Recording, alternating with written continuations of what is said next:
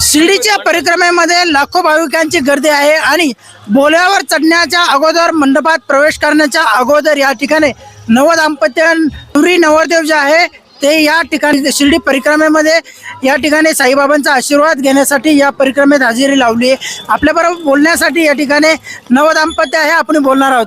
काय सांगता? मला आज साईबाबांचं दर्शन घेऊन खूप छान वाटलं आणि नवीन आयुष्याची सुरुवात आजपासून करणार आहोत। तर साईबाबांनी आमच्या दोघांना आशीर्वाद देव बस।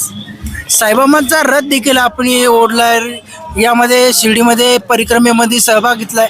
सकाळी सकाळी तुम्ही मंडपात प्रवेश करण्या अगोदर बाबांच्या शिर्डीच्या साईंच्या परिक्रमेत सहभागी झालात, काय कसा आनंद वाटतो? हा एक अविस्मरणीय आनंद आहे, अविस्मरणीय क्षण आहे आयुष्यात आणि खरंच आम्ही खूप स्वतःला भाग्यवान समजतो। आमच्या आईवडिलांची पुण्याई साईबाबांचे आशीर्वाद की त्यांनी आम्हाला हा क्षण बघायला भेटला आणि खरंच जे काही घडतंय ते साईबाबांच्या आशीर्वादाने घडतंय, त्यांच्याशिवाय काही नाही। म्हणजे मी समजेल की हे जे काही कार्य आहे माझ्याकडून हे साईबाबांनी करून घेतलं आणि त्यांच्या आशीर्वादासाठी त्यांनी मला बोलवून घेतलं साई परिक्रमेत आणि मी त्यांचा आशीर्वाद घेऊन आज खरंच धन्य धन्य पावलो। साईबाबांचा आशीर्वाद घेऊन खरोखर आज धन्य धन्य पावलो अशी प्रतिक्रिया। नवीन आयुष्याला सुरुवात करण्यापूर्वी नवरी नवरदेव जे आहे त्यांनी आपल्याशी बोलताना म्हटलंय, शिर्डी परिक्रमा ही शिर्डीमध्ये मोठ्या उत्साहात संपन्न होत असते आणि या परिक्रमा नवीन आयुष्याला सुरुवात करणारे नवरी नवरदेवांनी देखील या परिक्रमेत सहभाग नोंदवलाय।